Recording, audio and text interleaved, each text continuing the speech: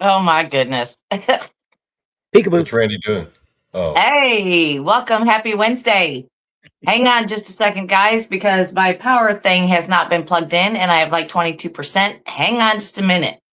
Let me plug it in. She's broken. You know what? for We those can't of get you her on who are here. We can't get her for on those here of for you 3 seconds, can we? for those of you who are not in the know, Randy, what she does, these shows, she uses her phone, so she's got to always make sure it's plugged in. I gotta say though, she does get a lot of mileage out of that phone. I about to say she I gets pretty mean, good bandwidth too. Honestly, you get yeah, right down to it. All right. All right. I'm back in. Still, Oh, still 3 seconds into the show. 3 and seconds into the show. well, I was looking, I'm like, how do I only have 22%? This thing's been plugged in for like a couple hours. Oops. All right. Having Maybe a not so much. blonde moment. Hello. Wait. Okay. First of all, obviously we've got something going on here. Yes, yes. While I was away this weekend, of course, the blondes got new tattoos. We put that out on YouTube, so you're able to notice what positions we had to lay in to get these. It I wasn't probably comfortable. don't want to know. I don't want to It, know. it, it wasn't comfortable. I'm just gonna say, but here it is. Okay. I got the blondes logo, and it says, "I'm here for the booze." Did y'all all get mm, that? We all got it. Yep. Okay, so oh ladies and my, gentlemen, just to let everybody know, we have sufficiently branded our livestock, and we will make sure that we will take care of them. And yeah, I know. I know. I don't when the four of us ladies get together, you never know what's gonna happen. I got a safe bet on it though. What's going to happen? Yeah, right, right. Yeah, but I think it's cute. You know, Okay, yeah, we're all there. And I said I wouldn't get anybody's names tattooed on my body, but now I have the booze. ladies' faces on my body You know, and I could understand that from forever. like a marine. I mean, a marine will get a lady's face on his body, but I mean, Right, a talk right, show host, I don't know so much about that. right. Yeah, like I said, you never know what's going to go on with the blondes and boos. You never know, and so yeah, it's it's a lot of fun. Like I said, with these ladies, and you just never know what's gonna happen. And so we went to the Vanishing premiere in Paracon, Hmm. and oh my gosh, it was so cold, and I'm pretty sure that's what kept a lot of people away because I mean it was blustery Arctic blast cold. I mean, it pretty much snowed flurries like the whole entire weekend in Alabama, which is unheard of, but it happened. It happened. Yeah, And so we uh, we got involved with the Bigfoot call I contest. saw that. I saw that. And so I don't have a Bigfoot call. That was the whole thing. I don't have a Bigfoot call. I don't get out there whooping or nothing, you know? And so I'm like, have you ever heard of a Bigfoot ghost? They're like, no. I said, let me show you. Ooh, yeah, that was it. That was my Bigfoot ghost call because they said that we could do any call we wanted. So I'm like, well, there you go, Bigfoot ghost. You've never heard one, so I can't be wrong. Oh Lord, we got a Rob out there. We got a Rob out there. Good morning. He just woke up. It looks like. He just woke up. Good morning. So yeah, I got out there and did that. I'm like, I can't go wrong. Nobody can tell me I was wrong, and I'm the closest thing to a Bigfoot ghost you ever heard. Well, quite frankly, you can always look at him and say, "Are you sure that's what a Bigfoot sounds like?"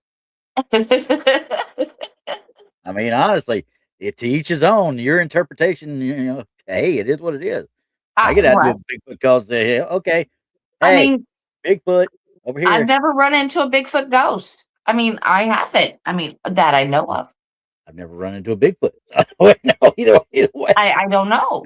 So I mean, heck, I thought I did really well. I still lost, but it's okay. you know. And then, of course, Natalie got up there and did hers, which, you know, I thought she did really well. Okay, I gotta ask then, who were the judges? The audience. Oh, the audience. How does the audience know what a Bigfoot sounds like then? I don't know. I mean, It was a popularity contest. We do have audio out there for Ron Moorhead and other kinds of things, and other people. And so yeah, I mean, it was really fun. But I will tell you, I did win a contest. I did. I won the costume contest. Oh, okay. Because I was the only one. Because I know, as cold as it was, y'all weren't doing anything like biker rally contests that I like to go to type thing. No. Y'all weren't doing that. No. And you know, I was going to take my costume down, and it's very elaborate, and everybody knows I love Halloween, so I was really going to do something big. And then I figured out it was going to be as cold as it was. Not that my outfit would be cold, because I don't like those little Halloween costumes. I like the big and elaborate, heavy costumes. And so I didn't bring it because it was so cold. But what I did bring was my unicorn onesie. I brought my unicorn onesie. And I explained to everybody, hey, you know, not only am I elusive, right? I'm mystical, and I like to play in the forest with our Bigfoot friends. You know, Donnie, we're gonna have to probably take this over because she's off on that deep end somewhere. You know, there's something. She's gone. That should go. Yeah, I mean, she could go out and sing the Unicorn song by the Irish Rovers if she wanted to. I mean, that'd be okay. Oh, well, yeah. I mean that's okay. I mean, between my Bigfoot ghost call and Natalie's call, which was really good, and then, you know, my costume, I thought, you know, we participated. I felt good. Okay, who won then? Did Natalie win? Oh, and a tattoo one too. Yeah. Well, yeah, a tattoo contest. We won't talk about the branding. Okay, we'll leave that alone. Yeah, no, we're not going to talk about that one. No, but we did show that because it was kind of funny, because the four of us girls, we have the ghosty on this side, right? And then you turn, and then we've got that on that side. So it was a ghost. Yes, it's a group effort. It was a group effort, and you know, it was a lot of fun. I really enjoyed myself. You know, we did have a good crowd for, you know, how cold it was. I know that kept people away, because you just walk outside and you're just no. And it was Saturday, right?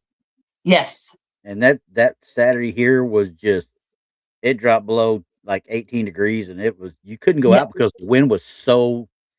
It was so bad. So strong. It was so bad. It had to be below 10 easy. Right. But you know, and they're like, well, we were going out to dinner afterwards, and they're like, you're not going to wear your onesie? I was like, no. I don't think that would quite work too well out in cold weather. Well, see, the thing with that onesie is I had it on over my clothes, so I probably would have been okay. I probably might have been okay. Yeah. But I'm like, nah. Now, Moon just said, don't go to Scotland with the unicorn onesie. That's pretty bad. I'll wear it on here one of these times. Literally in the last 2 days. The last 2 days we've been sitting there talking about here at the house. We're getting ready to do a trip to Scotland here in the next 6 months or so. And there you go. It's going to be an interesting one. Let's put it that way. There you go. But you know, like I said, it was a lot of fun. I'm sure we'll talk more about it tomorrow night on Blondes and Booze. But you know, like I said, I had a great time. I enjoyed myself. All matters if you have fun. Yeah. But I'm telling you, I am telling you this. I have been so tired since I've been back. I think it's just because I got cold and I never got warm after that. I'm like, okay, fine. Yeah, once you catch a chill, there ain't much you can do about it other than drink whiskey. No. But I did meet an interesting group of people called the Ghost Sisters. They were really cool, and met some. Following them on Facebook now too. Right. Actually met some fans of Blondes and Booze, which we've seen at different events and things of ours, and it was great to see them too. And of course, I got to hang out with Brian Bowden. You know, him and I Saturday night had what we said late night coffee talk. Late night coffee talk. That's what we were doing. And you know, shared many laughs with him, and it was really awesome to hang out with. Trying to tell that damn cat to stop moving. I'm trying to bring that one up so you can see it, and I was like, it kept rolling up on me. Like, hey, come and stop. That's okay. Little Patty asked Brandy, does Krista's Bigfoot have hair? Yes, it does, but it looks like it has a hair, like a comb that went through its hair, like it brushed its hair before its picture was taken. It does. I mean, very manicured Bigfoot. Oh Lord. It's not finished. She's getting a whole leg sleeve. Yeah. She's getting a whole leg sleeve, so it's all gonna fit in. And you know, I mean, we were just kidding, talking about like took like it brushed its hair before its picture was taken, but very good. It was very good. Yep. The guy that won the tattoo contest, his tattoo went around his whole leg, and it was everything. It was UFOs, it was cryptid, it was ghost, it was everything. It was just fantastic. So he had a lot of stuff. So there's a big question in right there. How'd y'all talk him into showing his leg in that cold? Oh man, everybody was showing their legs, arms. You say tattoo, people with tattoos, just say, let me show you. It doesn't matter how cold it is. We'll show you. And then that explains why I've never been ever in my life been drunk enough to get a tattoo. There you go. Because like I said, it's like somebody with a tattoo, they're going like, let me show you. I got one. Yeah, absolutely. Sound like Fire Marshal Bill. Let me tell you something. Let me show you something. And if you don't remember that is one of my favorite Jim Carrey little skits. Is Fire Marshal Bill. Fire Marshal Bill. He made that. Good. Never mind. I'm gonna leave that alone because that's one. Y'all go look it up on YouTube. There's a bunch of videos out there. Yes. Just look at Fire Marshal. And if you find the one about Pinhead, that's my favorite one. Okay, so look up Fire Marshal Bill and Pinhead. It's my favorite. My favorite one was the Barbie that had the roller skates that spit sparks. Looked pretty safe, right? But what if this Barbie went through gasoline? See, Randy has to reenact the whole thing. I'm just telling you what episode that I love. Good. You could have left it at the Barbie and the roller skates. Well, it misses something with just. It misses something. Dottie's just like, y'all are nuts. We're not even. Wait. He's bound to have seen in living color at one time or another. No, I'm familiar. I am familiar. He might be more familiar with Wanda though. Well, no, I think his favorite skit would probably be Vanilla Ice. No, it was actually Mr. Rogers. Oh, that was a good one too. Okay. See, I'm familiar. It spans the generation. And of course, Homie the Clown. Yes, okay. Homie was a great one. That Jim Carrey didn't do that, but that was great on In Living Color. Yeah. Yes. Anyway, it was really good. We digress. But anyway, let's get moving here. We're 15 minutes in and just talking. Are you trying to just take over? No. It was take over. Actually, before we go there, Jim Carrey as that female bodybuilder. Oh, Vera DeMilo. Vera DeMilo. Yes. Yeah, that was gold. Yes. Okay, anyway. So everybody after the show, go ahead and look up In Living Color if you like just slapstick comedy. Because that's basically what it is. Good sketch comedy. Yep. Anyway. All right. Anyway, so today we're here to talk about Lincoln. Yeah. It's kind of one of my favorite subjects because, we're always talking about the powers that be and the ones that do the stuff that make the rules. Okay. But, I mean, the paranormal side running through the White House is scary. It is super, super scary. And you would think that they wouldn't have this, this thought that we get, when we're dealing and investigating in ghosts, when they have this stuff happening all the time. Now, I would say that the White House is my number one pick for ghost investigations. That would be my bucket list of all bucket lists. It would be the White House. If you could What would set you up and guys? actually investigate it, I would say yes. Yeah, that would be like mine. I mean, they would have to figure out how to let me in the Oval Office. They can bring. I can have a security detail if they want to watch me. I don't care as long as they're quiet.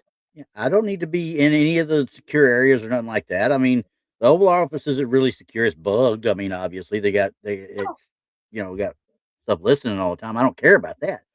But those bedrooms, I mean, that's everything I was Oh my looking up. It's gosh. all the bedrooms. It's not just the Lincoln bedroom. You've got all the bedrooms that have something Mm-hmm. going on. You know what I mean? Like, Mm-hmm. geez. I mean, the raw emotion, the grieving, the everything that has gone through that White House over the decades has just got to leave its mark. You know what I mean? It's like if these walls could talk, that Yeah. would be the house we're talking about. It's an amazing place. But this is Donnie's show. So I'm going to turn it over to Donnie. So I'll just quit talking now. Yeah. Okay. We believe that one, don't we? Okay, so I'm going to do a little bit of a different angle here. And Okay. this is based off a book I read. Yes, I do read books sometimes. It's called I Would Still Be Drowned in Tears, Spiritualism in Abraham Lincoln's White House by Michelle Hamilton. I actually met this lady in Gettysburg at the Nice. Gettysburg Bash. She was there. She's Cool. this historian. I found out about Miss Michelle Hamilton because she was on a friend of mine's podcast, and I found her very compelling and cool listen. So when I saw her at the vendors table at the Gettysburg Bash, she was selling because she writes history books. She's a historian, but she writes about like the paranormal and spiritualism in history. So I got this book, and it talks about Lincoln's involvement in the spiritualism movement in his lifetime. So Mhm. this isn't about the ghost. This isn't about Abe Lincoln's paranormal side, like after his death. This is during his life. Yes. Okay.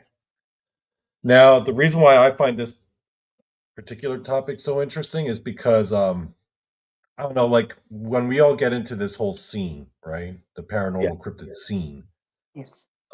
You, me, people in the chat, we all get in here for different reasons, right? Some people get in here because of Bigfoot.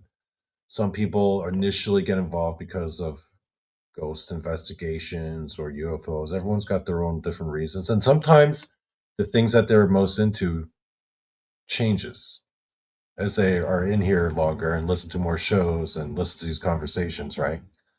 So I first got into this scene because I was interested in ghosts, met a lot of friends in the cryptid world, started getting interested in cryptids.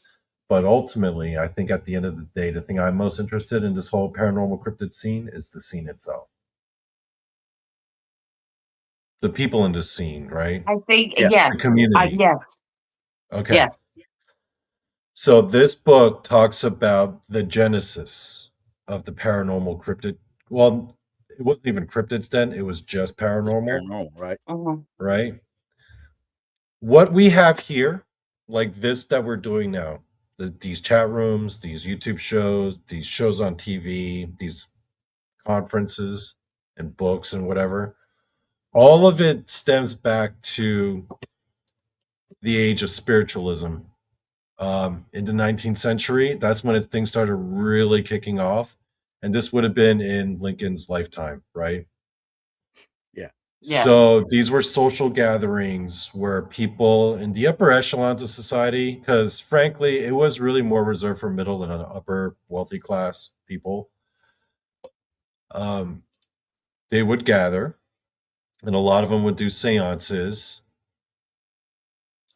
but not just seances though. They would have these town hall get-togethers, like in a theater, where you would have psychics and mediums. And by the way, the 19th century spiritualism movement That's where we first hear the word medium. Oh, okay.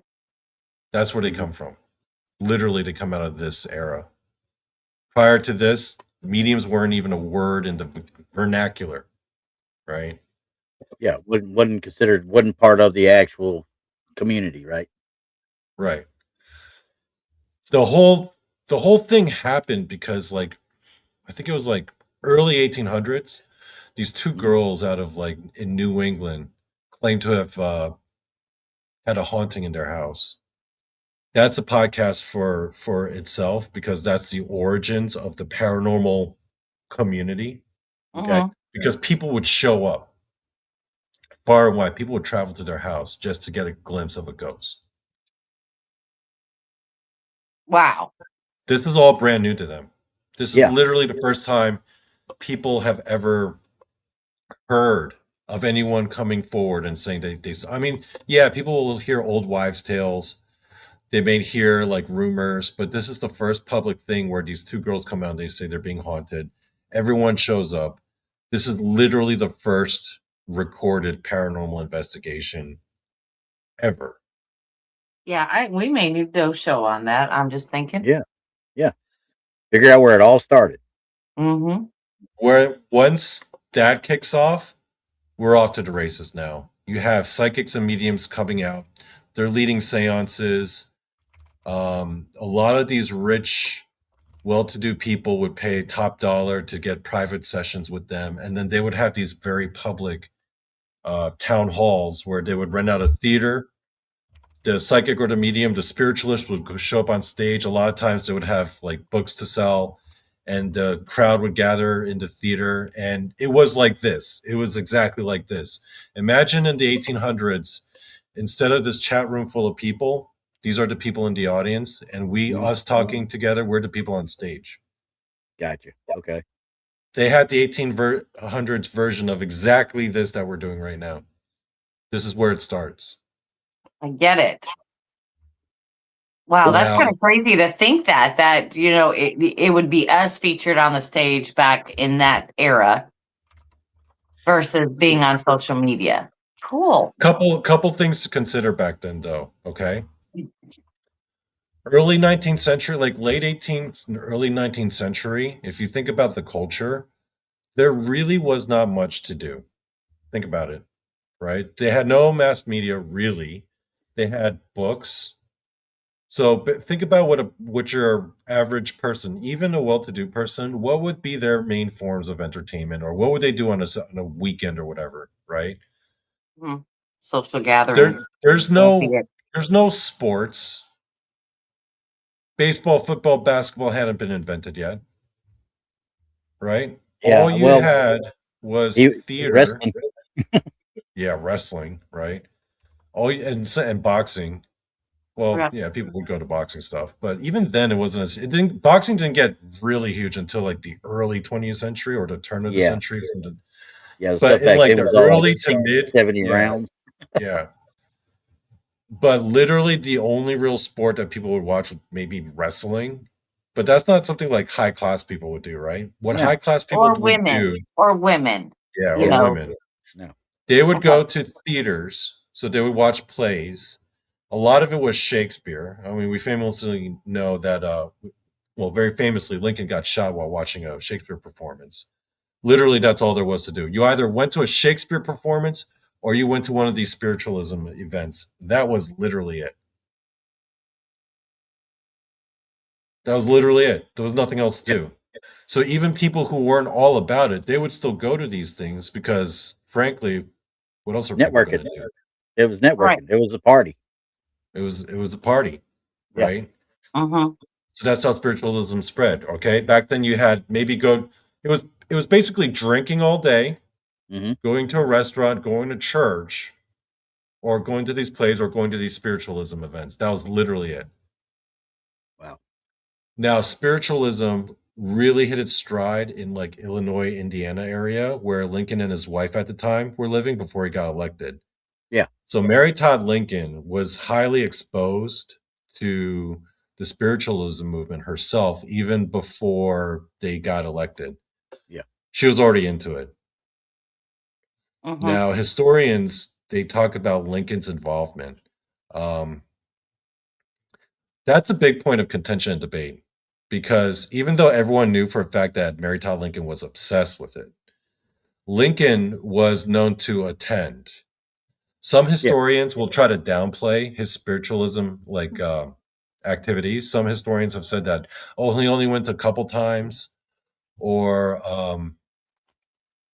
it wasn't that big of a deal. But the fact of the matter is, Lincoln did go to some with his wife, and because of it, while he was president, he took a lot of heat. He took a lot of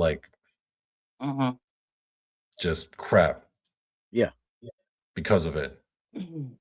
Well, it's kind of like the same thing that we're dealing with today. Now, I've heard this many, many times where the woman or the husband will say, well, I drug my spouse along, or, hey, they drug me here, or, I see it all the time at these conferences and Paracons. So it's kind of like the same thing still today. It's like, yeah, I got drugged here, but they still have a good time. They still meet people. They still do networking. They still do their thing, but it's something for them to do together. Mm-hmm. Yeah, 100%.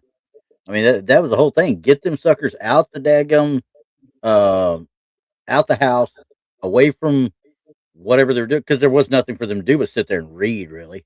Literally nothing else to do. Yeah. Right. In the time frame, the husbands went to work. Yeah. Mm-hmm. So there you go. Yeah. Mary Todd Lincoln was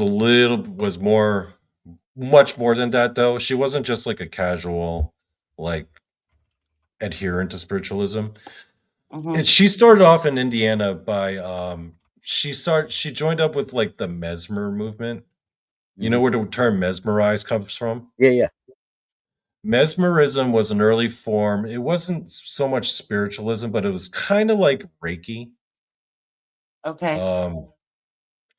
At the time, there was this belief in mesmerism that in the body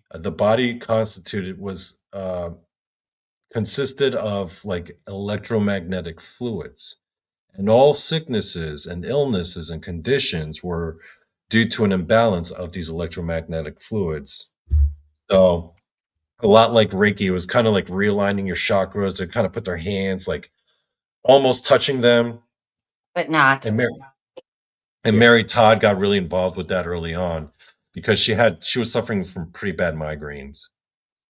Okay. So that was her first initial introduction to that, and then in that area, all of those spiritual, because all the top psychics and mediums now, the ones who were almost household names, were coming out to Illinois and Indiana for these major events, these huge shows, and she would attend a lot of them. Now, about a year into Lincoln's presidency, when they moved to D.C., Willie dies. Yeah. That's their second son to die. In the White House, right? He was 11. Yeah, he was, I think it was 11, 12. Yeah. But then there was Eddie, who also died prior to that. This woman had lost 2 of her boys. When Willie died in the first year in the White House, she was inconsolable. The first son that died when he was 3.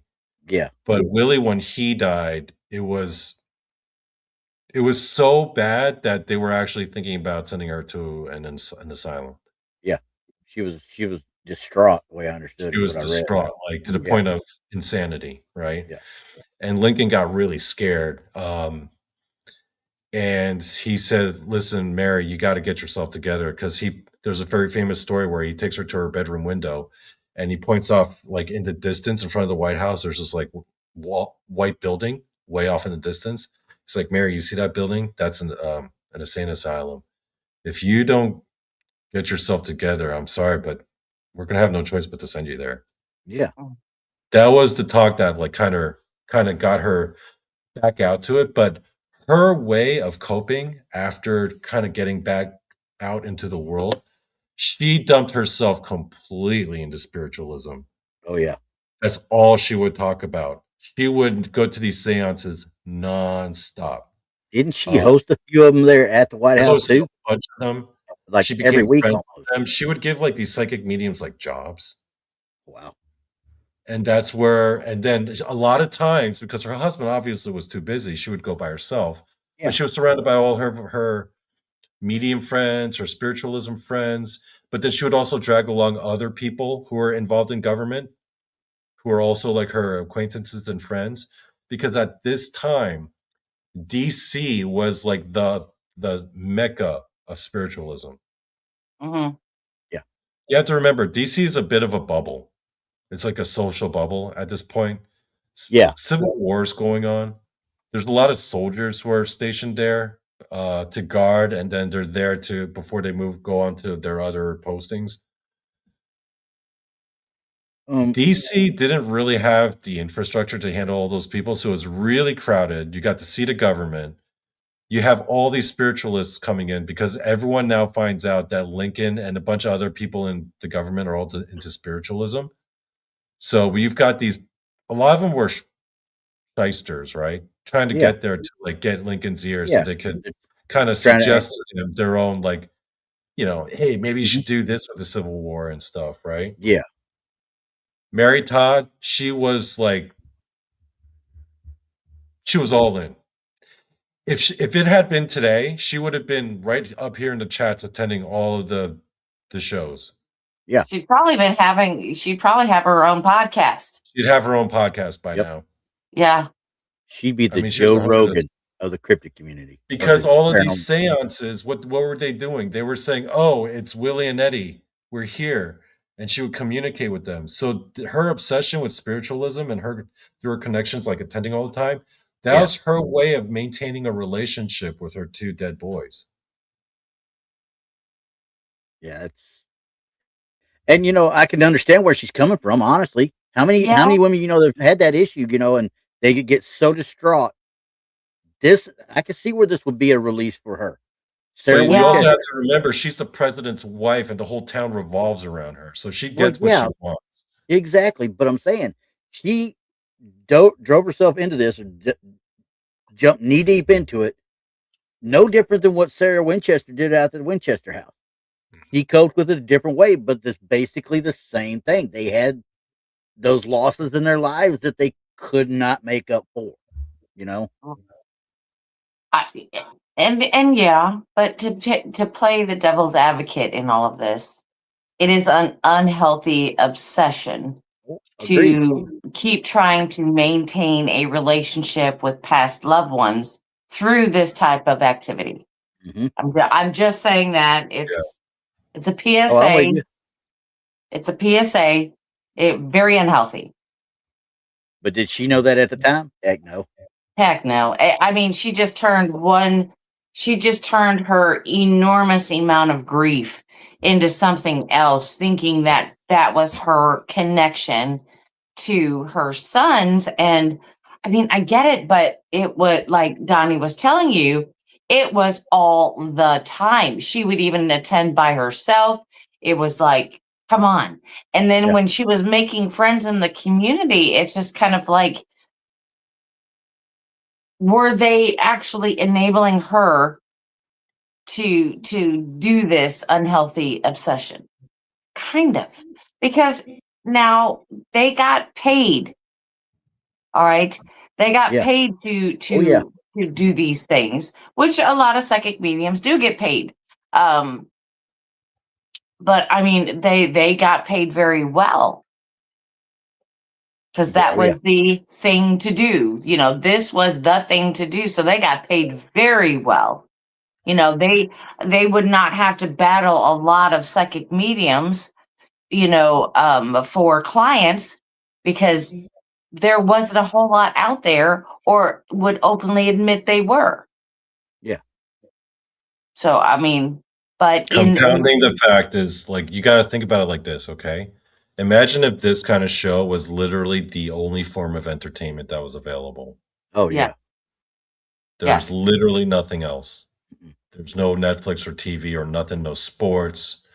If you wanted to listen to music, you would have to actually go to like a concert hall. Mm-hmm. There's nothing else but books, and literally your only social life is this. Yep. I mean, the pubs might have had some piano player in it or something like that, but that'd have been it. There was no live music to go listen to or anything like that. Yes. Yes. I mean, there were other things, but not anything in great scale like we have today. They didn't have, all of this other stuff to do. Yeah. They didn't have multiple restaurants to go to every night. They don't, and plus being a public figure like she was, that even restricted her more Yeah. than, if she were just somebody who wasn't in the public eye. You also have to consider this is when the Civil War is going hot and heavy at this point. So there's a lot of death going on, and a lot of families are suddenly faced with like their oldest son or the person who was to carry on the family legacy suddenly dying. Their father, yes, all of that, yes. Yeah. And then they're going to DC to get some answers. And no, you can't just call them. You have to physically go there. Right. You'd have to write them. Right. Yeah. And that could take, up to months to get it there and for them to respond and send it back.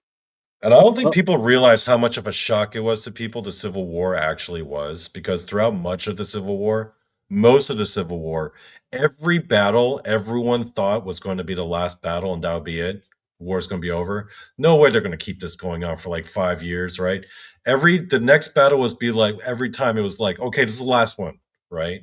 And the first year, like the first couple battles, okay, it's just going to be this one. That's it. We're going to get it resolved. And then 1 year turns to 2 years, turns to 3 years, and every battle throughout the course of the entire Civil War, everyone thought it was going to be the last one. So it was such a mind F for people. Yes. And then they're suddenly faced with like their sons dying like that, like in droves. A lot of people got very suddenly interested in spiritualism because they wanted that connection to the person that they just lost. Mm-hmm. And you got to consider there's nothing else to do but just to think about that all day. Right. Right. Well, I mean, you also got to think that she lost one at 3. She lost one at 11. Those are her boys, okay? Because we always talk about, parents don't want to outlive their children. Nope.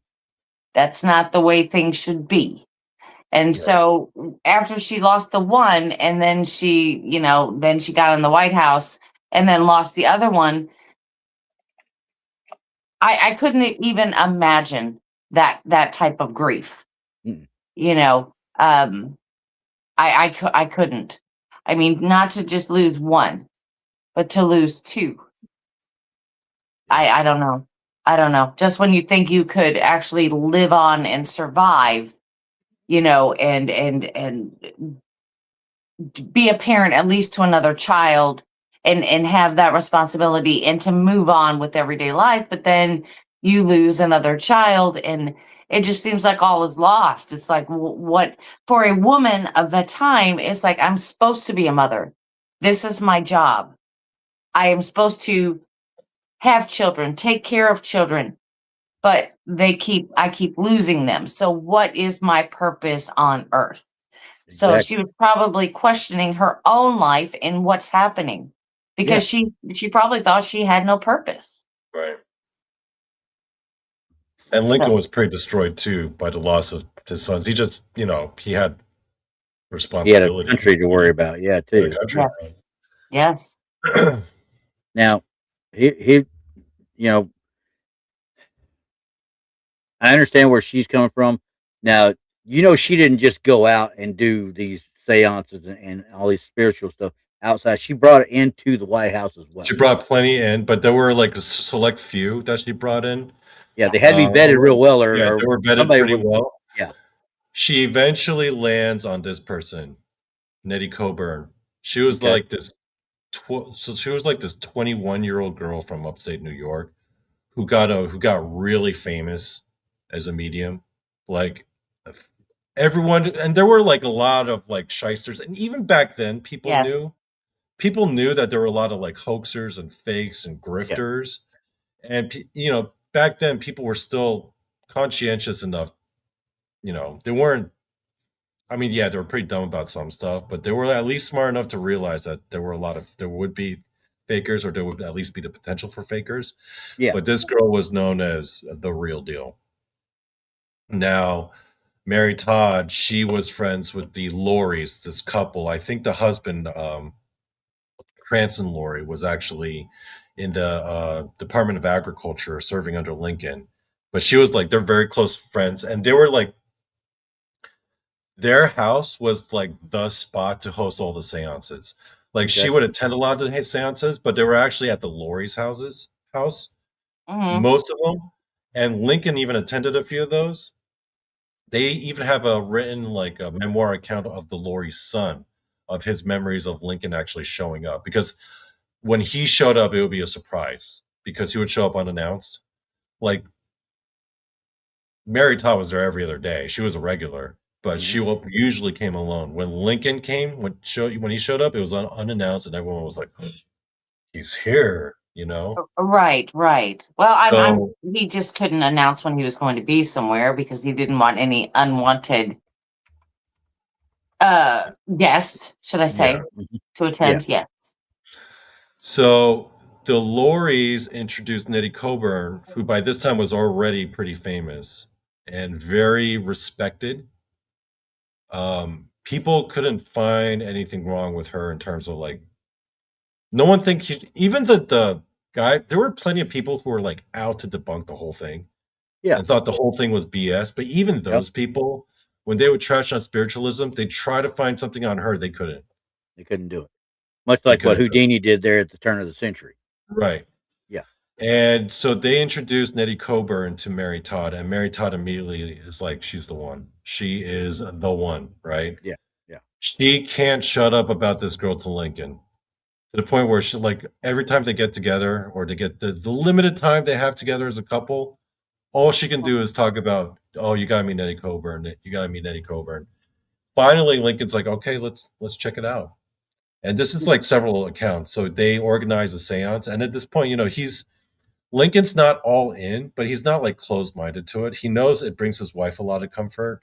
And he's kind of open to the idea because he talks about like seeing stuff in his dreams. He will say like he still feels like Willie's presence.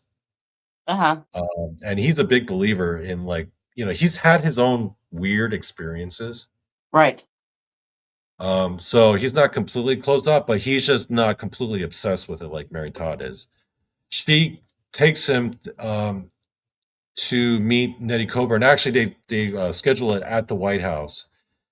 And after that meeting, he's like, yeah, I feel like I talked to Willie and Eddie there. And from that point on, she was a regular part of, you know, she was close with the family throughout their whole presidency. Yeah.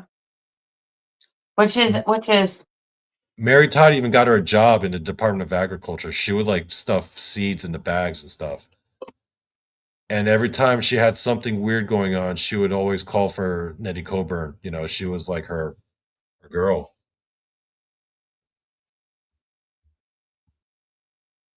Yeah.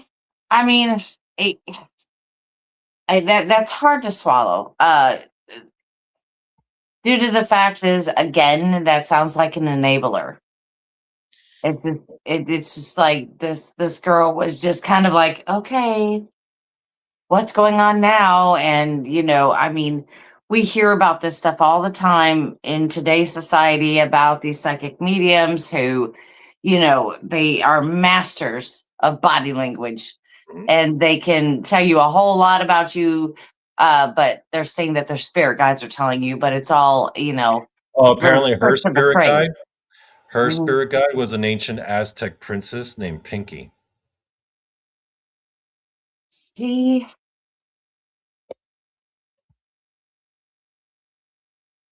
Was she a psychic medium or was she just really, really good at reading people and feeding off of people's emotions and following that through? Because why does it have to be a warrior Aztec princess? I mean, why can't it be Joe Schmo from the bakery? You know what I'm saying? It doesn't have to be these big, prominent people in past history, you know? I don't know. I'm sorry. That's where I start having an issue because I'm like, really? Does it have Yes, to be that? Pinky. Yeah, Pinky. Yeah, does it have to be that? I mean, honestly, I would like to know from my spirit guide to be a blue collar worker, that had to go through the stuff, you know, and have the wisdom to tell me something about it. Mhm. But not an Aztec warrior princess named Pinky. That's what's strange. That's where I go. That's where I kind of fall off on the whole thing with Mary Todd there.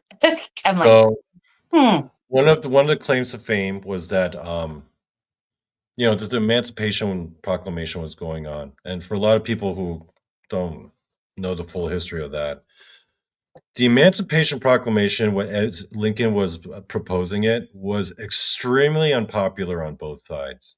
Mhm, Like the Democrats or the people who support the South obviously didn't like it because it meant an end to slavery. But people in Lincoln's own camp were not for it. Like people in the North were against it for a couple different reasons. One, it only banned slavery in the Confederate states, but there are other states outside the Confederacy that had slavery, but it didn't really say anything about that. So people kind of resented that. mhm, Also, people in the North thought that the Emancipation Proclamation would ensure like an everlasting conflict between the North and the South. Like it wasn't doing enough to bring the North and the South together. It was going to keep the country divided. So plenty of people in the North didn't like it either. So he was getting mhm, hate from both sides. And Netti Coburn, he was getting a lot of pressure. Lincoln was like, I want to stick to my guns because I know this feels right. And then mhm, other spiritualists, mediums would be writing him letters and be like, I met with my spirit and they said you should get rid of the Emancipation Proclamation because of this or because of that. And during the initial seance, Lincoln asked her, oh, by the way, this girl would be in a trance, so she would not have any memory of any of the readings she gave, kind of like Edgar Casey. of course. When she was in the trance, Lincoln has supposedly asked her what he should do about the Emancipation Proclamation. And the girl was like, no, you're in the right. You need to stick to the guns. You need to weather the storm. You need to, last out all that pressure because at the end of the day, history's going to say that you're right. And you know what? Lincoln took that to heart. I don't know. If it had something to do with a country as big as ours, would you rely on a psychic medium? Would This you? is the 1860s. Things were way more Relaxed? way more shooting from the hip, if you know what I mean, back then. Yeah. It's like they didn't use their counsels very well. I can It's go kind back of to the like, 1980s and talk about Nancy Reagan using some with Ronald Reagan. Yeah. That rumor was abound too. So it doesn't just that one. I mean, honestly, think about it with her. So yeah, I don't know. I mean, I get it. I mean, because this is what we do. I mean, don't get me wrong. This is what we do. I have a lot of psychic medium friends who are absolutely fantastic. But would I trust a psychic medium to counsel me in making a decision, Life decisions. yeah, for something like that? I don't know. I don't think I'd have been too far into that. I think that my skeptic mind would have taken over and said, no, well, thanks for the advice, but, There were you plenty know, of instances where Lincoln got people where other spiritualists and mediums would tell Lincoln stuff, and Lincoln would be like, "Oh, okay, sure," you know. yeah, The book talks about quite a few instances here where he does get those. Oh yeah, you could clearly tell what Lincoln is thinking when as he's hearing this being proposed from another psychic or medium. He's just like, he's "Oh, like, okay, oh, yeah, yeah, sure." sure. Okay. Yeah, because I mean, once you get, I don't know. I don't want to say hooked because it's kind of the bad word to say, but it's like once you kind of get comfortable with one person and a psychic medium, you're going to keep returning to them and looking to them for answers, right? So probably that he had run across others that just, were scamming. Let's just go with that. They were just scamming. So he's just kind of like, he would be very, I don't know, choosy, picky, whatever you want to use, in the people in that particular circle who he'd listen to. Hold on, there's something here that I need to. I'm just grabbing a picture here. Hold on. Okay, so I mean, that's what I'm thinking. I think that he got very comfortable with this young lady and her advice, and maybe she had given him advice before about smaller details, smaller things, and that became, that had come true, or had worked out the way that she said they would because he had done them. So I think he became comfortable with what she was saying as a psychic medium, and I think that he didn't listen to his counsel as much. Hold on, this picture's being difficult. Randy, say something. Well, what do He you want me doesn't have to much say? to say. Honestly, think about it. I mean, it is what it is for that time frame. I mean, honestly, the picture that we talked about with her, after Lincoln's death, the picture that Mumler took of her, and with him over the top of her with the hands on his shoulders and stuff. Nobody was ever able to discredit Mumler's pictures, any of them. Well, and we all know they look exactly like something else. You know what I mean? Yeah. It was the fad of the time. It really, really was. It was a fad that people were going through, that they would do these seances, they would do these readings, they would do these More than a fad. It was literally the only other form of entertainment other than going to theater watching Shakespeare. Literally, that was it. Well, yeah. Yeah, I mean, there were other things, but nothing as alluring, should I say. It didn't have the draw that these things did. So, and then the circle was, for as much as it was happening, they were quite small. These circles, they weren't super huge. No, so, are you familiar with this picture? I've seen this one before. Yes, I've seen this before. Yes. It was suggested that the very person who told Lincoln to actually go out there and visit the soldiers, none other than Netti Coburn. In one of the readings, she was like, "You need to stop what you're doing. You need to go out there and see the soldiers and visit them." Well, that's actually just good advice. It was kind of unheard of back then for a president to do this. Yeah. And look at those guys right there. Yeah. If you look at them real close, almost every one of them, there's not a single quote unquote soldier in the bunch. They're all officers. Every single one of those are officers. Yeah. And it was a real undertaking because, there was no Secret Service back then.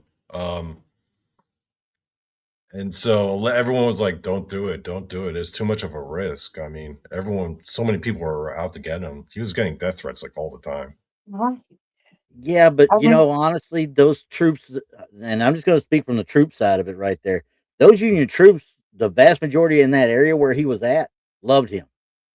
Honestly, yeah. They would have taken that bullet for him in a heartbeat. Just the travel alone, though.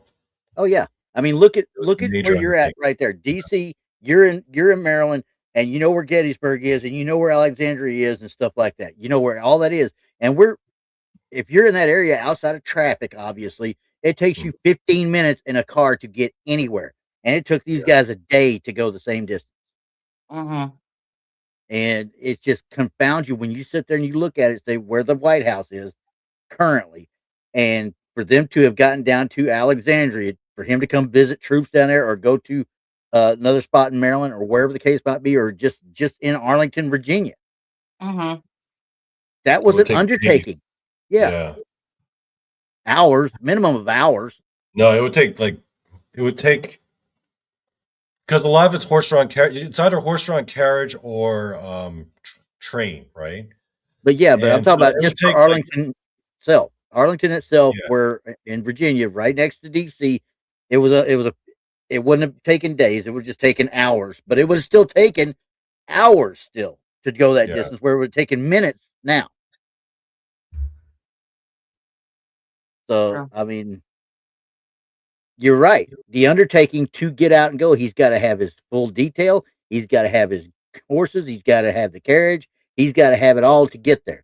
And I bet they brought that chair for him. Yeah. But look how big that man is, though. Honestly, He's a big boy. Yep. that was a big dude. Okay. No wonder he made his name Wrestling Bears. Yeah. It always makes me wonder about everything that he had done while he was in office, while he was alive. I mean, what else could he have accomplished if he had lived his full life? Yeah. That it always makes me wonder. I mean, because he had such great ideas. I mean, of course, if he had them today, they'd have been twisted into something else. But what else could he have done for our country to help, with all, I want to call them growing pains, because that's what it was. It was definitely growing pains, and we as a country were growing, and we needed different rules to follow than the ones that were first installed. I don't know. I mean, he was a very good president. And I think that his wife, Mary Todd, backed him in a lot of his stuff. And with that backing, I think he backed her with this, and the whole psychic medium thing, and that her obsession with it. I think that he backed her, even though he was ridiculed for it. Because that was his wife. He stood by her. He did. He stood by her. And that also makes me wonder did he stand by her because he had seen those things too? That he was having visions of these ghosts at night or things, or was he hearing disembodied voices and all these other things that he couldn't explain, he just couldn't explain. So I don't know. Makes me wonder. There's a very famous incident at the Laurie's house where they were having a seance, and this is one of the ones where Lincoln showed up surprised.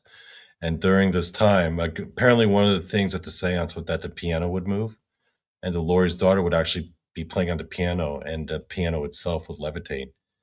And Lincoln was there, and he started giggling, and apparently he jumped on top of it and tried to sit on it. And everyone was like, "What are you doing? It's being lifted by a ghost." And he was just like, "I just want to see how strong it is." But then when the piano was still lifting, Lincoln was convinced. He was like, "There's no way you can fake that." Yeah. Prove it to himself.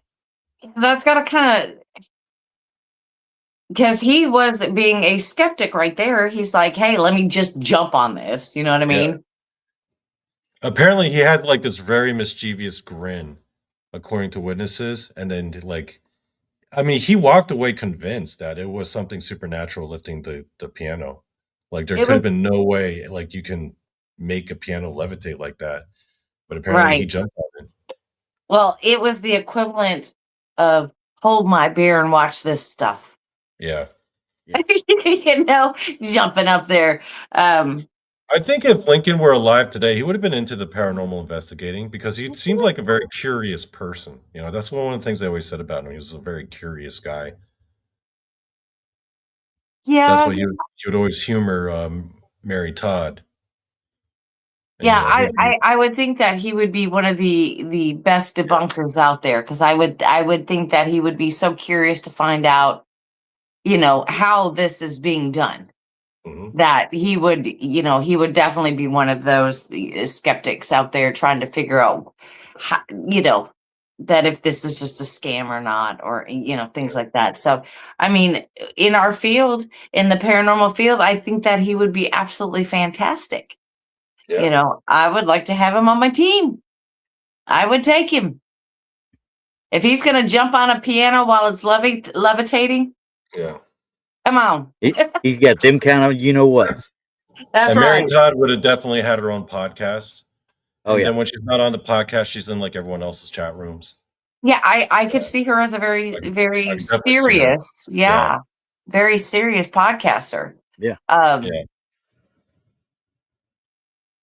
don't, I mean, it would be funny to watch them doing their stuff in today's world, because he would be a very famous debunker, and then she would be, a very serious podcaster talking about all of these things. I mean, they'd make a great group. I mean, very well could.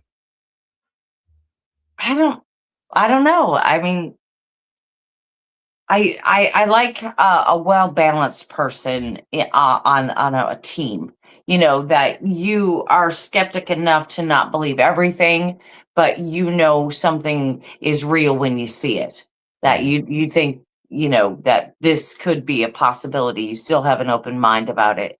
And it sounds like that's what he was. Maybe not her. I think she was all the way in. And she may have been duped a little bit throughout her years of doing that sort of thing. I think she may have been duped a little bit. And she just fell hook, line, and sinker to everyone. That's why she got down to her very few, or that, what was it? The Netti became the only one. So I think that she realized that she was getting scammed a little bit.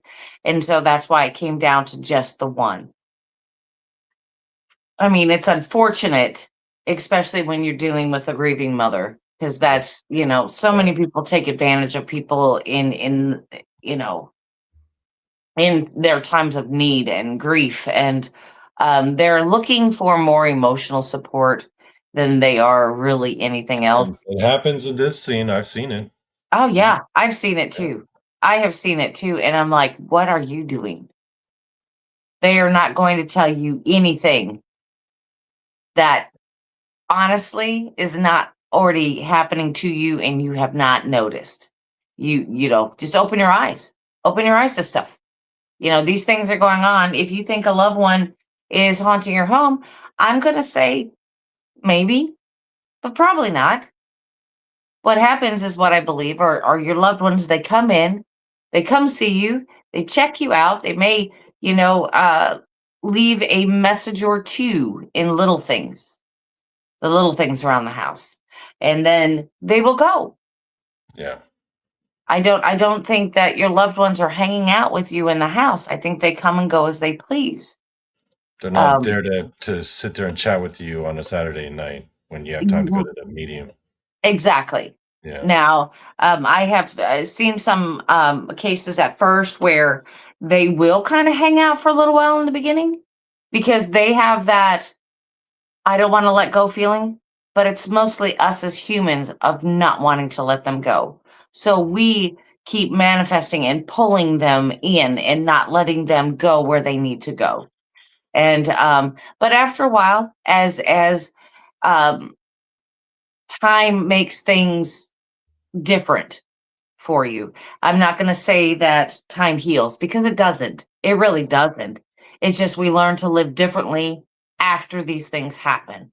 And when we start to learn to live, being the main word, differently, then things can change. So then our loved ones are able to come and go and to check in on us when we need them, or, just when we need a little oomph in our life, they come back in. But honestly, you have to really be aware of falling into every thing that is set out there, especially, social media. The internet is just, it's a pit.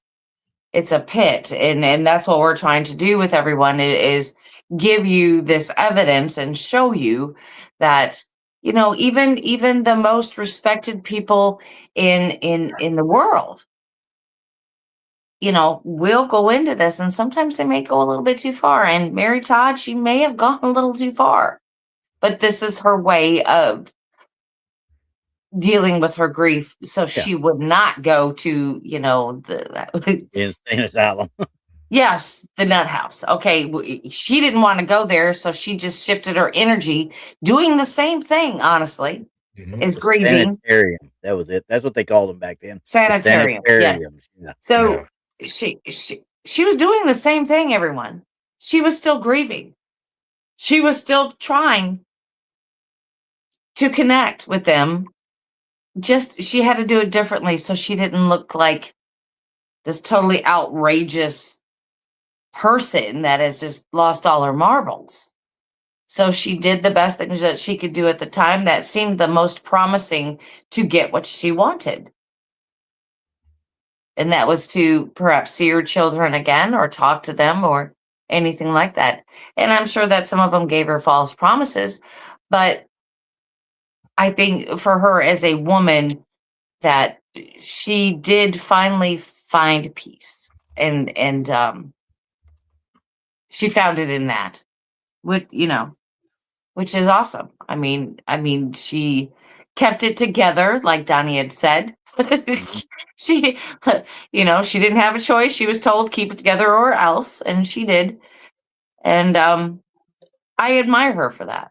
Yeah, and Werewolf brings up a good point there too. She had that loss, and then she loses her husband too. Yeah, That would have been enough to tip anybody over. yeah, literally. She just had one son left with her at the end of it all. Yeah. Well, I mean, kind of think about this. You lose one son, then you move in the White House. You And lose that another son son. almost died the year after Willie died. He came real close, but then he made it. Right. Okay. Yeah. So she lost one son, moved in the White House, lost another son, then lost her husband, and then lost her home. Yeah. But then she still had the one son with her. He was with her most of her life. This was apparently a picture of her taken after Lincoln had passed away.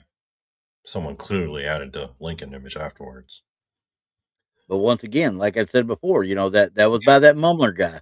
Yeah. And no matter what everybody says and does, everybody looks into that mumbler guy, and nobody has ever been able to discount any of his photos. They have not been able to debunk them. They have not been able to figure out how, why, or what.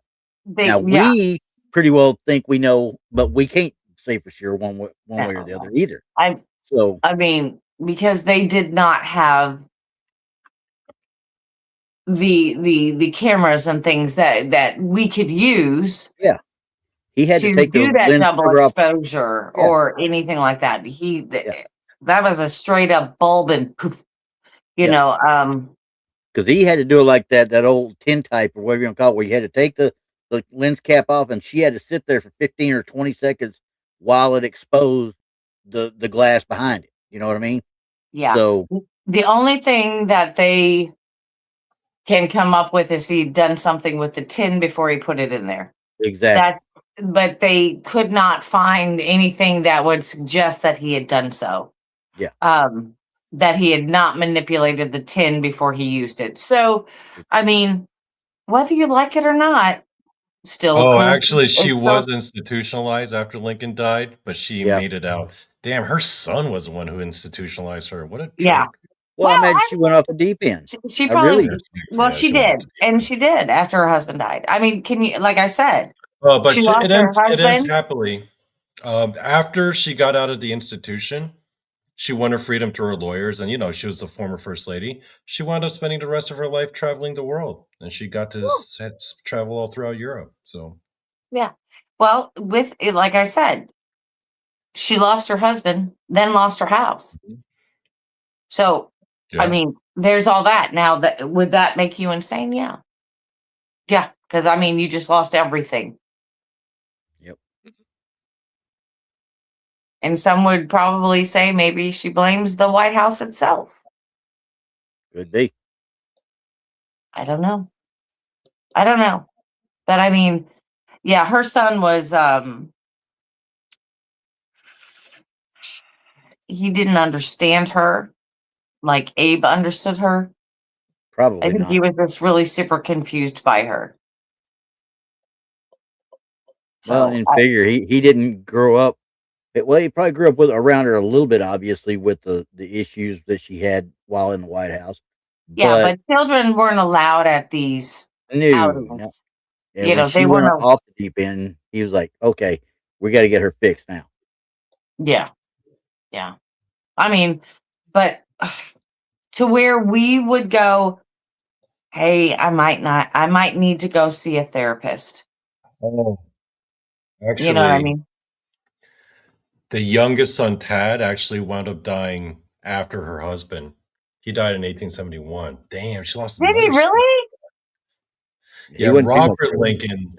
There was a fourth son, Robert Lincoln. He was the one who institutionalized her. Got it. I didn't. You know what? I did not know about the other son. I I thought there thought was she only only had three. 3. Yeah. She had 4. Edward was people don't know about Edward because he died when he was 3 before they were even like elected. Yeah. That's the one I know Yeah. about. I didn't know about. Willie, Tad, and then Robert. Hold on. I want to see where was Robert in the pecking order. Hold on. Yeah, because I didn't know about that 4th son. I did not know. Mm-mm. Okay, everybody, we're getting a history lesson because I didn't know about that one. Robert Todd Lincoln was the first. Oh, he was the eldest son. Okay. He was the one that lived all the way up through to adulthood, and Okay. he actually worked in the government. Oh yeah, I forgot about this. He was there when I think Grover Cleveland was assassinated. Was it Grover Cleveland? Now, Like what? No. Chester Arthur. Chester Arthur was assassinated, probably because Grover Cleveland was the one that had 2 separate terms. Yeah, I remember he was there. Yeah, Chester Arthur was the one who got was he the one that got assassinated? Yeah, I think Arthur was the one that got assassinated. Yeah, but apparently Robert Lincoln was actually there when it happened, Yeah. No way. which is like Would you no, say that the Lincoln family may be no, cursed? hold on. It wasn't Chester Arthur. Man, I feel stupid having to look this up. Well, you know, Oh, I forgot about this. James Garfield. Sorry, it was James Garfield. Chester Arthur was the one that took over after James Garfield. I had to double check it. No, I forgot about this. Robert Lincoln actually saved the life of Edwin Booth, John Wilkes Booth's brother, Oh, from getting hit by a train. what? In the most coincidences of coincidences. This was like before. This was like right before John Wilkes wound up assassinating his father. Mm-hmm.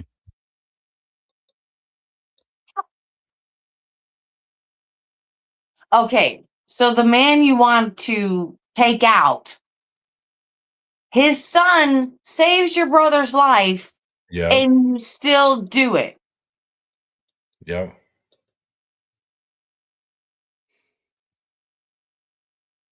That's I don't crazy, know. right? Yeah, but see, I quit trying to figure people out a long time ago because you just never know what's going on. You're kind of like, okay. But he's still trying to do it. His son saved your life, but you decided to go after his father. Okay.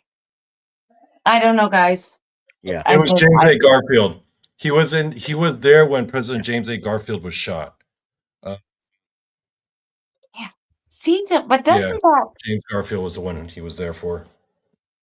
Yeah, but that goes back to me saying, do you think that family is cursed? There's something weird. Speaking of, that's a good segue, actually, Randy, into the stuff that you found. Well, mine's just mainly the haunting picture or the haunting reports at the White House. I mean, Yeah, go ahead. honestly, Because a lot of people know about these, but a lot of people don't. And they're very interesting. That's why this is my number one bucket list thing to do. well, I mean, one of the most popular ones is Winston Churchill was staying the night during World War II, and he was supposed to be staying in the Lincoln bedroom, and he didn't. He ended up staying in a different bedroom, but there was a big thing about him. He always liked bathing and sleeping in the nude and running around. He was almost a nudist, if you want to get right down to it. And he literally was in the tub, gets out of the tub, walks into the bedroom from the bathroom, and there is Lincoln, probably drunk, Probably but drunk. yeah, Let's because he face was it. he was That guy was, smoking he in his that guy tub, he was was drunk smoking a all the stogie and time. drinking that scotch. I know what he's doing.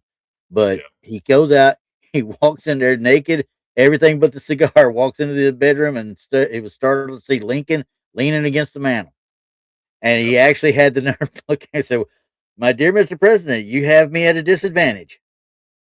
And then he went down, he disappeared, he went Yeah. over and went to sleep. Now, the one that got me though, that I read about is the Queen of Netherlands, Queen Wilhelmina. Okay, Queen Wilhelmina was staying during World War II as well, and she was in there and stayed in the Lincoln bedroom. And a lot of the reports, you get the knocks on the doors and stuff like that, and supposedly she had gotten a knock on the door, went over to open it, and there was Lincoln standing there, and she fainted dead away, just fainted, screamed, and fainted. Right. Now later on, there's some people come along and say, well, she screamed, but she didn't really faint, but she stayed up the rest of the night because she would not go to sleep. And you got tons of stuff like that. First Lady Calvin Coolidge's wife, Grace Coolidge, she had an issue where she saw him looking out a window toward the Potomac. Okay, it's been the old what they called the yellow Oval Office at the time, and now it's just called the Oval Office, obviously. But you got that. Eleanor Roosevelt felt like she was, he was there all the time. Of course, Eleanor Roosevelt, she was another one into spirituality. Mhm. Okay, big time, and she always felt that Actually, way. the house that Eleanor Roosevelt visited, Hmm. that the spiritual house that she visited, she was friends with the owner. It was like haunted. Yeah. That was the same house where I farted on that ghost. Oh wow. Okay. Well, anyway. It was near Gettysburg. It was in Waynesboro. It's called the Hoover House. Well, and you also got Theodore Roosevelt had happenings happening in it as well, and I he farted actually on had history. do what? I farted on history. Okay. But anyway, there have been so Okay, many things that anyway. happened in there. Yeah, I mean, everything from the Reagan's dog not wanting to go to the Lincoln bedroom to actually Roosevelt's personal valet ran out of the place screaming supposedly. But this all started with Jeremiah Jerry Smith. Literally, they're tracing it all the way back. He started in like 1881, I think it was, during Grant's, or no, it was 1860s. Ulysses S. Grant's actual administration. He was the they dubbed him. Let's see, what do they call him? He was the official duster. He was a cleaner. Okay, black gentleman, and stuff. And they dubbed him the Knight of the Feather Duster. And show that picture of him up there. That dude, Night of the he, Feather Duster. Knight of the Feather Duster is what they called him. All these What rumors. picture? Do you have a picture? There's a picture in there. I thought there was. Yeah, right here. Here you go. This dude would tell these stories to these people that were coming through there, the newspapers, and tell the stories about Lincoln's ghost throughout there. To the point, people loved him so much, he stayed there from the late 1860s under Ulysses S. Grant for 35 years. He was there. Hmm. And they said, there were people saying that he would spend such tales that he would be the highlight of the tours. You know what I mean? And when he left, they said there was more loss in him leaving the White House than there would have been if the president had been assassinated around him. He was the light of He the was party. missed that much. And it was He was because missed of that his much. cool ghost stories. Yeah, and he told him Dang. straight out. I mean, at his retirement, it says here at his retirement, it was like he often stood in the north entrance with his signature feather duster, what you just saw, and he would literally do that pose for the cameras at the time. Hmm. Now you talk about 35 years worth of people seeing him, and he was a fixture in there. And he's the one that told a lot of the stories that started the belief of Lincoln still being in the White House.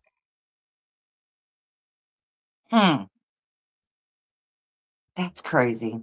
I don't Yeah. know. I mean, I've been to places where okay, so I went to this very upscale hotel and Mhm. they had a concierge that was there. and Okay. he greeted everybody. His personality was larger than life. Okay. And he just commanded your presence, when you were there. Everybody knew he was there, and he was just the life of the party. But you could tell the days that he had off because it was very quiet. Yeah. It just didn't seem as mesmerizing, not as happy, No. not as cheerful, it's not normal. That energy was not there. The energy wasn't there. Yeah. And you always hear me talk about, people who bring energy into a location. Yeah. And it sounds like this guy was the energy, or kept the energy level high. So maybe these things were happening then because of him, Yeah. because it's kind of like, I'm giving you the energy, Yep. you're giving it to somebody else. It's kind of like we're just passing this energy, and it's just building and building and building. So I'm wondering, after he left, had the sightings calmed down? Or, And I would say yes, mainly because the last reported quote unquote sighting of Lincoln in the White House was in the 1980s, where a guy, he was operations foreman at the White House, a guy named Tony Savoy, came into the White House and saw Lincoln sitting in one of the chairs at the top of one of the stairs. And that's the last reported time that anybody's heard, other than the footsteps and the little tapping on doors and stuff like that. But the last apparitional sighting was supposedly that right there. When was this again? In the early 80s is all it says. Doesn't tell me the exact time or nothing. Well, maybe there were sightings after that. They just don't mention it. Well, yeah, because there was a time in the 80s and 90s that nobody wanted to say that he saw this because they'd be afraid that somebody. I feel like if Bush Jr. saw it, feel like he would have said something. I don't know. For some reason, I feel like he would have been the one to say something. I think Obama would have said something. I saw Abraham Lincoln. I don't think so. No. I don't think so.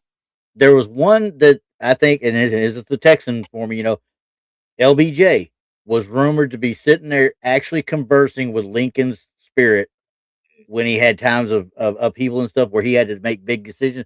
Of course, he's probably talking to himself, but other people were like, he's talking to Lincoln. Yeah, probably. But that's the rumor, Yeah. Especially, it wasn't cool after a while to talk to spirits in the White House.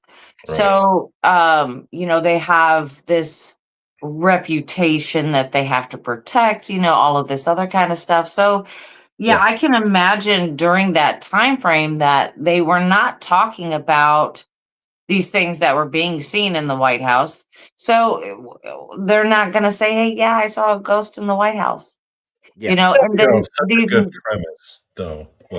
And then these workers, they have to sign an NDA. Mm-hmm. So they can't talk about it. Yeah. It has to be somebody who has not worked there. It's just a visitor who can talk about these things. So, unless you spend some real time there as a visitor, how would you know? I mean, that's it. Honestly, these are all coming from people that are supposedly respected members of the house or the family or respected, visitors that we're hearing these from. Yeah. Yeah, but now you can't say nothing. Stupid NDAs. Can't say nothing. And unfortunately, we're dealing with that a lot today. Look at the whole UFO thing. We're just going to go with that. It's we're not allowed the info, and especially when it's in the White House. Yeah, they're not going to say nothing. It's going to be all tight-lipped. Nobody's going to say anything. Unless you got somebody cool up in there that who I think, guys, who I think saw the ghost of Lincoln, or was at least in the same room as the ghost of Lincoln there, guys? BTS. There you go. That's it. Randy's shaking his head. I am too. Yeah. I am too. Real quick though, let me show you this cool picture that I found, guys. Someone did an AI rendition of what Lincoln would look like if he were like an actual politician today. Ready for this? Yes. The guy on the right is what Julius Caesar would look like if he was a politician today. The guy on the right or the guy Yeah. on the left? Well, the left is obviously Lincoln, and the right is Julius Caesar. Actually, to me, the one on. Wait, I got to look at this. I'm seeing how it's mirrored. Okay, so the older guy is Lincoln. Yeah. Yes. Okay, thank you. And then the other guy's Julius Caesar. Okay, Yep. got it. The Julius Caesar one, he would freak me out a little bit. Why? Why? I don't know. Just to look. It's He just seems the like look. a corporate shark guy. Like if Julius Caesar were alive today, he'd be like one of those guys running those like hedge Like funds. a car Yeah, salesman. like an investment banker. Car salesman. Yeah. He looks like freaking Keanu Reeves and damn Johnny Mnemonic or whatever it was, or No. Devil's Advocate. Yeah. See, I've always found the comparison of Julius Caesar and Abraham Lincoln very fascinating because in a lot of ways they're very similar, but in other ways, like Julius Caesar is like if Abraham Lincoln was Superman, Julius Caesar was Zod. You know, he's like if Abraham Lincoln were evil, that's Julius Caesar. It's a real good thought experiment. Right. But I mean, Abraham Lincoln looks like a politician. I mean, today's politician. He looks a little healthier because of modern medicine, right? Right. Looks like a young Bernie Sanders. That's what he would look like, yeah. Yeah. Put some glasses on him. He's a young Bernie Sanders. Yeah. Julius Caesar does look like a banker. If Yeah, but Julius Caesar, he looks like like a banker, dude. Yeah, he looks like he used car salesman. Oh, you know who he looks like? Remember the third Omen movie? Of the original Omen movies, you know? He looks like the Antichrist in the Omen 3. That's who he looks like. That's probably why you get the bad feeling out of him. Yeah. I don't know. Nimovir thinks you're really stretching that one. I don't know. I don't know. What do you think? I don't know. Yeah, little daddy like Damien in that last one looked like Damien. A few years back, I did this whole podcast show about like the different similarities and differences between Lincoln and Caesar, and I personally find it a very fascinating topic. Yeah, I mean they have a lot of similarities. It's just they're polar opposite. Yeah, but then Lincoln was known for freeing the slaves. Caesar was known for enslaving probably the most people ever done by a single person. He is like anti-Lincoln. Yeah, he is the polar opposite. Polar opposite. Oh well, I don't know. Nobody's claimed to see his ghost, so that depends. No, but they do say he ain't been to the Coliseum yet. Yeah, there's that saying, "Great Caesar's ghost." Who says that? Oh, Perry White. Perry White. Yes, that's right. There you go. Well, with that being Superman. Right. With that being said, we have come up to our hour and a half. We've got to get off of here. But thanks for everybody for joining us. I mean, we all learned a little bit on our history today, I hope. If not, well, you're smarter than me because I didn't even know there were 4 sons. I thought there was only 3. So there you go. Because I guess they don't talk about all of them throughout history. They only talk about the one that 3. lived. Yeah, people forget about the one that lived. Yeah. Right. Yeah. Right. People forget about him. So join us next week for our newest episode of the Paranormal Show and Tell next Wednesday. And don't forget tomorrow night, Blondes and Boos show at 8 p.m. Central. And we'll see everybody later. Good night, everybody. Having a show Sunday. We're not having a show Sunday. I'll let you know that. Show Sunday. No Truth or Tinfoil. All right. Or ball pit. Or ball pit. All right. Super Bowl. Yeah, don't forget that. Super Bowl By the Sunday. way, guys, I apologize for the disaster that was my show this past Saturday. I was not here. Randy and Jason had they did the premiere of their own show, and unfortunately they booked that guest was literally out of his mind. Exactly. So if you need to see that episode, just go back to last Saturday night on Donnie Cho Says Stuff. I apologize, guys. I'm sorry. Yeah, just go back and watch the show. All right. Good night, everybody. Night.